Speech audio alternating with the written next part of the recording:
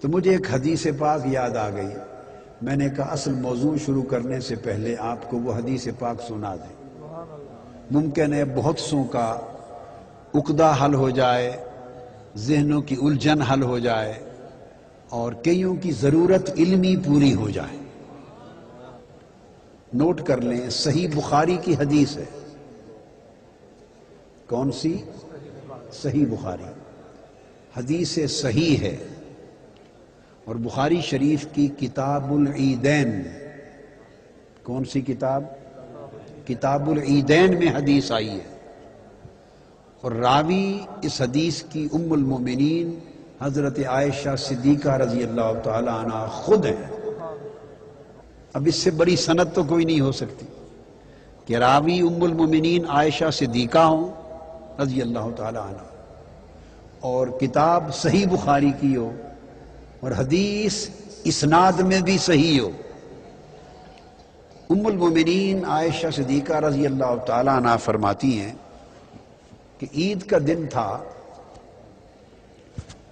ہمارے پڑوس کے انصار کی 2 بچیاں گھر میں، ہمارے گھر میں یعنی بیت نبوت میں، انصار کے تاریخی نغمات گا رہی تھی. یوم بعاث ایک تاریخی دن تھا، جب لڑائیاں ہوئیں، جنگیں ہوئیں، ایک سلسلہ تھا، تو ان میں انصار کے ان قبائل کو فتح ہوئی. تو وہ اس کی یاد میں کچھ اشعار، نظمیں، ترانے لکھے ہوئے تھے. پاکیزہ کلام تھا، تاریخی بہادری کا کلام تھا، جرت اور شجاعت کے بارے میں. اور انصار کی بچیاں وہ دف کے ساتھ، اسی طرح جیسے بچوں نے پڑھا آقا کا نعت کا کلام، تو وہ فرمایا ام المومنین نے کہ وہ پڑھ رہی تھی، گا رہی تھی. تو غنیان، دف پر گا رہی تھی وہ کلام. اتنے میں سیدنا صدیق اکبر رضی اللہ تعالی عنہ اچانک اندر تشریف لے آئے. آقا علیہ الصلوۃ والسلام بھی خود گھر میں موجود تھے اور سن رہے تھے. ایک کونے میں جب سیدنا صدیق اکبر رضی اللہ تعالیٰ عنہ اچانک داخل ہوئے تو غالباً ان کی نگاہ آقا علیہ الصلوۃ والسلام کی موجودگی پر نہیں پڑی. داخل ہوتے ہی انہوں نے بچیوں کو دیکھا کہ دف پر وہ پڑھ رہی ہیں، گا رہی ہیں. تو دیکھتے ہی ان کے چہرہ اقدس کا رنگ کچھ متغیر ہوا، اور سیدنا صدیق اکبر کے چہرے پر کچھ ناپسندیدگی کا اور رنج کا کچھ اثر ظاہر ہوا. جب یہ ظاہر ہوا تو ام المومنین عائشہ صدیقہ رضی اللہ تعالی عنہ فرماتی ہیں کہ میں نے پہچانا، اور دیکھتے ہی میں نے عرض کیا ابا جان یا صدیق اکبر رضی اللہ، یہ پروفیشنل گانے والی نہیں ہیں. میں نے عرض کیا یہ پیشہ ور گانے والی نہیں ہیں، انصار کی بچیاں ہیں، اور یوم بعاث کے نغمے جنگ کی یاد میں گا رہی ہیں. آپ نے یہ بات سن کر جواب دیا کہ یہ دف، یہ آلات، سخت لفظ بولا، سخت، اور یہ رسول اللہ کے گھر میں. سیدنا ابو بکر صدیق نے کہا یہ دف اور یہ آلات رسول اللہ کے گھر میں بجائے جا رہے ہیں، مزامیر. جب سیدنا صدیق اکبر رضی اللہ تعالیٰ عنہ نے یہ فرمایا، اس وقت تک ان کی نگاہ آقا علیہ السلام پہ نہیں پڑی تھی کہ آقا علیہ السلام خود بھی موجود ہیں. اگر پڑ جاتی تو وہ کبھی بھی یہ جملہ نہ بولتے کہ آقا علیہ السلام موجود ہیں، تو خاموش رہتے، پاس ادب ہوتا، یا آقا علیہ السلام ہی سے دریافت کرتے. سپونٹینیسلی ایک ریئیکشن ظاہر کیا. جب آقا علیہ السلام نے ابو بکر صدیق رضی اللہ تعالیٰ عنہ کو دیکھا اور ان کا یہ جملہ سنا تو جہاں تشریف فرما تھے بول اٹھے. آقا نے فرمایا یا ابا بکر لکل قوم عید وہذا عیدنا.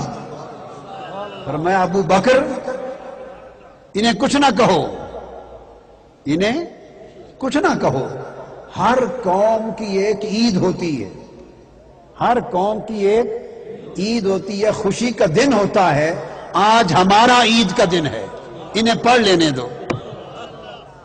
اب یہاں حدیث پاک کا مضمون ختم ہوا۔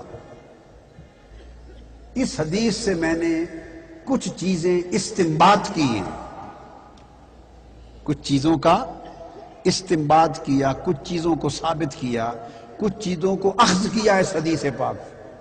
اب دو قول وارد ہوئے، ایک قول ابی بکر صدیق رضی اللہ تعالی عنہ جس میں انہوں نے اس کو روکا اور ناگواری کا اظہار کیا، اور ایک قول مصطفیٰ صلی اللہ علیہ وسلم جس میں آقا نے ان کو اجازت دی اور فرمایا عید کا دن ہے، کوئی پرواہ نہیں، مت منع کرو۔ دو قول ہوئے۔ میرا علمی وجدان اور ذوق و عرفان جو نقطہ اخذ کرتا ہے ان دو اقوال سے، وہ یہ کہ دو قول ہیں۔ ایک قول سے نقش بندیت اور قادریت نکل رہی ہے، ایک قول سے چشتیت اور سہروردیت نکل رہی ہے۔ اب آپ سمجھ گئے بات؟ جو انہوں نے کہا نا کہ مزامیر فی بیت رسول اللہ، یہ آلات مزامیر رسول اللہ کے گھر میں خفا ہوئے، تو سیدنا صدیق اکبر کے جذبات سے قادریت اور نقش بندیت ایمرج کر رہی ہے۔ اور آقا علیہ السلام نے جو فرمایا ان کو کچھ نہ کہو ابو بکر، لکل قوم عید وہذا عیدنا، اس قول مصطفیٰ سے چشتیت اور سہروردیت ایمرج کر رہی ہے۔ میں نے اہل علم کے لیے یہ حدیث اس لیے بیان کی کہ ہر بات میں دو حدیں ہوتی ہیں،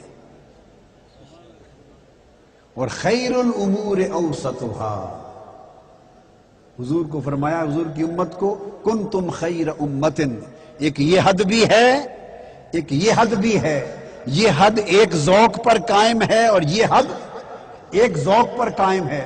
اور آقا علیہ السلام کا فرمان کہ لِكُلِّ قَوْمٍ عِيدٌ، ہر قوم کے لیے ایک عید اور خوشی کا دن مقرر ہے، وَهَذَا عِيدُنَا، اور چونکہ آج ہماری عید کا دن ہے اس لیے آگے پیچھے پڑتی تو شاید تم منع کر لیتے، میں بھی نہ روکتا۔ آج عید کا دن ہے، انہیں پڑھ لینے دو، اور خوشی میں جو دف بجاتی ہیں بجا لینے دو۔ اب اس فرمان مصطفیٰ کی روشنی میں یہ عرض کر رہا ہوں، لِكُلِّ قَوْمٍ عِيدٌ، ہر قوم کے لیے ایک عید ہوتی ہے، وَهَذَا شَهْرُ عِيدِنَا، اور یہ ربیع الاول ہماری عید کا مہینہ ہے جس پر لاکھوں عیدیں قربان۔ عید الفطر بھی عید ولادت مصطفیٰ پہ قربان ہے، عید الاضحیٰ بھی عید میلاد مصطفیٰ پہ قربان ہے۔ اگر باقی عیدوں کے دن خوشیاں جشن جائز ہیں تو میلاد مصطفیٰ کی عیدوں پر سارے جشن جائز ہیں۔ بس میں نے آپ کی سوچوں کو اور کئی لوگوں کے فتووں کو اور کئیوں کے دائرہ علمی کو تھوڑا وسیع کرنے کے لیے بخاری شریف کی حدیث اور فرمان مصطفیٰ سنا دی۔ مقصود یہ ہے کہ دین میں آقا علیہ السلام کی خوشی اور عید کے ایام میں بڑی گنجائشیں ہیں، یہ سب فلیفرحوا میں آتا ہے۔ یہی وجہ ہے کہ جب آقا علیہ السلام ہجرت فرما کے سرزمین مدینہ پہ وارد ہوئے تو آپ کا استقبال ہو رہا تھا، اور مدینہ کے بچے بچیاں دف لے کر طلع البدر علینا گنگنا رہے تھے۔ اب آج کے موضوع پر